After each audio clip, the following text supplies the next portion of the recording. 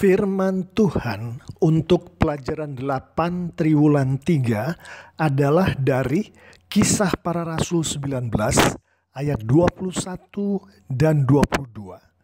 Roma 16 ayat 23. 2 Timotius 4 ayat 20. Kisah Para Rasul 19 ayat 21 dan 22. Firman Tuhan berkata, "Kemudian daripada semuanya itu, Paulus bermaksud pergi ke Yerusalem melalui Makedonia dan Akhaya. Katanya, sesudah berkunjung ke situ, aku harus melihat Roma juga. Lalu ia menyuruh 2 orang pembantunya, yaitu Timotius dan Erastus, mendahuluinya ke Makedonia, tetapi ia sendiri tinggal beberapa lama lagi di Asia." Roma 16 ayat 23. "Salam kepada kamu dari Gaius yang memberi tumpangan kepadaku dan kepada seluruh jemaat. Salam kepada kamu dari Erastus, bendahara negeri, dan dari Quartus, saudara kita." 2 Timotius 4 ayat 20. "Erastus tinggal di Korintus dan Trofimus kutinggalkan dalam keadaan sakit di Miletus." Demikianlah firman Tuhan. Haleluya. Amin. Setelah mendengarkan pembacaan firman Tuhan dan setelah mendengarkan pemaparan pelajaran 8 Triwulan 3 dari buku Sekolah Minggu LLB kita tadi, seperti biasa saya hanya ingin menambahkan sedikit di pemaparan dan sedikit di penerapan dari pelajaran 8 ini. Untuk sedikit penambahan ini, saya akan berkonsentrasi ke firman Tuhan dari 2 Timotius 4. Ayat ini membawa kita ke subtopik apa artinya menjadi mitra. Sebagai latar belakangnya, mari kita lihat 1 Korintus 3 ayat 9. "Karena kami adalah kawan sekerja Allah, kamu adalah ladang Allah, bangunan Allah." Kita melihat di sini bahwa mitra adalah kawan sekerja Allah, yang mana di ayat ini adalah kami, yaitu orang-orang yang bekerja di ladang Allah. Karena ladang Allah di sini adalah kamu, yang mana ini adalah jemaat-jemaat Tuhan, yaitu gereja Tuhan, termasuk di dalamnya teman-teman segereja kita, termasuk di dalamnya teman-teman sekolah minggu kita, care group kita, bahkan di dalamnya adalah keluarga kita sendiri, ayah, ibu, adik, kakak. Jadi mitra di sini adalah anak-anak Tuhan yang dipakai oleh Tuhan untuk bekerja di ladang Tuhan, untuk bekerja di antara jemaat Tuhan, gereja Tuhan, sekolah minggu Tuhan, care group Tuhan, keluarga-keluarga anak-anak Tuhan.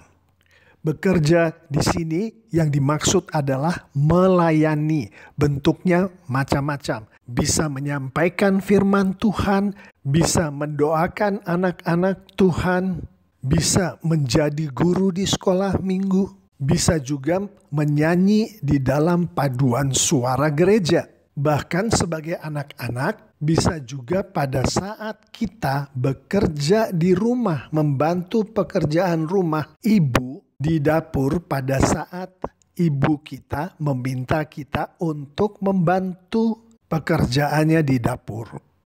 Di dalam Roma 1 ayat 1, kita melihat bahwa bentuk kemitraan ini adalah Paulus menjadi hamba Kristus Yesus untuk memberitakan Injil Allah. Di 2 Timotius 1 ayat 2, kita melihat bentuk kemitraan yang lain, di mana Timotius adalah anak yang terkasih dari Paulus. Dan salah satu yang dilakukan di dalam bentuk kemitraan ini adalah memberitakan Injil.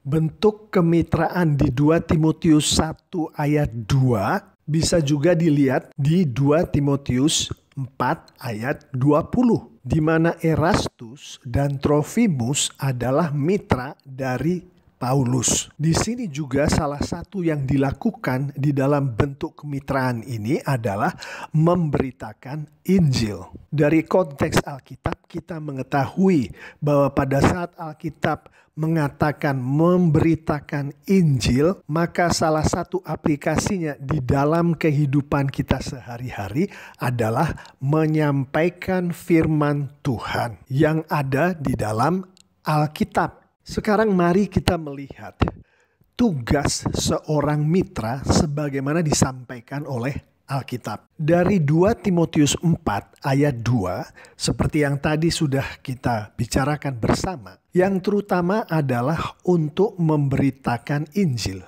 Di dalam 2 Timotius 4 ayat 2 ini dituliskan, beritakanlah firman Tuhan. Di dalam memberitakan firman Tuhan, seseorang yang dipakai Tuhan untuk ini harus berani menyatakan apa yang salah, yaitu setiap tindakan-tindakan yang tidak sesuai dengan firman Tuhan harus dinyatakan sebagai tindakan yang salah. Kemudian firman Tuhan mengatakan si penyampai firman Tuhan ini harus menegur dan menasehati orang-orang yang dinyatakan salah tadi, yaitu dengan menyampaikan pengajaran sesuai dengan firman Tuhan itu sendiri, yaitu firman Tuhan yang ada di dalam Alkitab. Selanjutnya kita akan melihat bagaimana perilaku seorang mitra sebagaimana disampaikan di dalam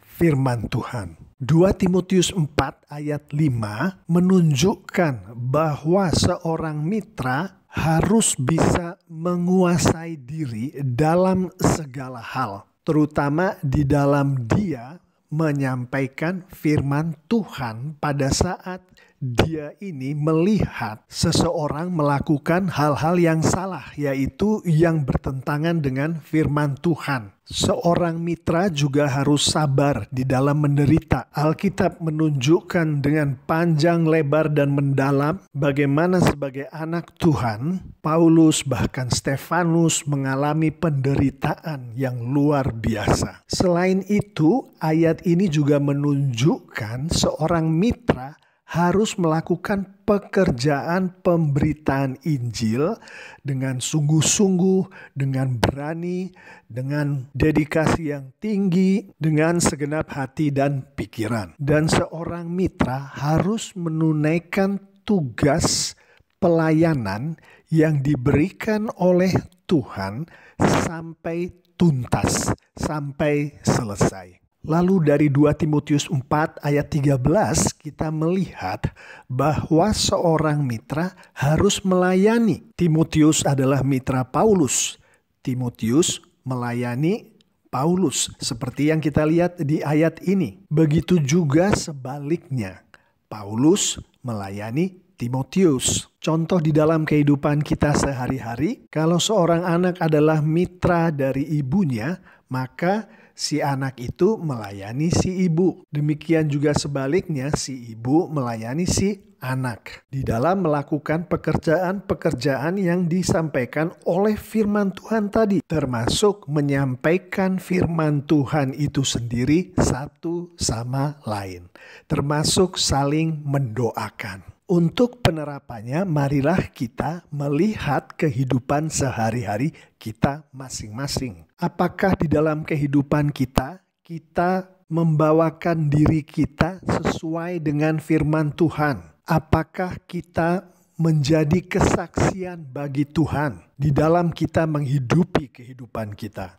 Apakah kalau kita perlu menasehati orang atau menegur orang, kita mempergunakan firman Tuhan di dalam melakukan itu? Jika jawabannya adalah belum, maka berdoalah pada Tuhan, mintalah urapan Roh Kudus Tuhan supaya kita dibimbing untuk melakukan hal-hal itu. Penerapan yang berikutnya adalah apakah di dalam kita menghidupi firman Tuhan, yang mana semua anak Tuhan termasuk saya dan Anda harus mengikuti firman Tuhan di dalam kita menghidupi kehidupan kita. Jadi dalam kita hidup, apakah kita menguasai diri kita dalam segala hal?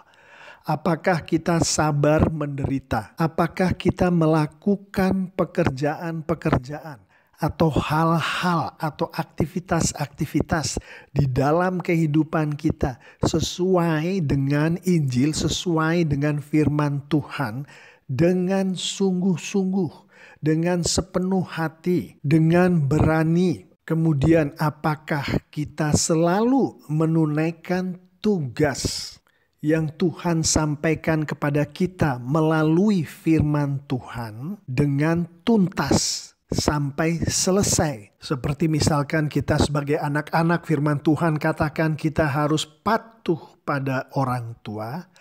Apakah pada saat orang tua memberikan tugas kepada kita, kita menyelesaikan tugas itu sampai tuntas? Kalau kita masih belum melakukan hal-hal ini, maka berdoalah kepada Tuhan. Mintalah urapan Roh Kudus Tuhan supaya kita setiap hari selalu dibimbing oleh Tuhan, sehingga kita bisa menguasai diri kita atas bimbingan Roh Kudus. Kita bisa sabar menderita atas bantuan dari Roh Kudus.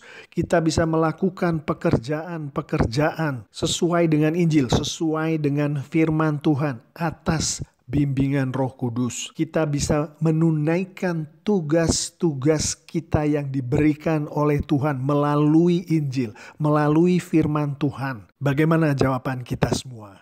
Kalau masih belum atau masih belum sempurna, mari kita memohon urapan dari Roh Kudus melalui doa-doa kita setiap hari. Amin.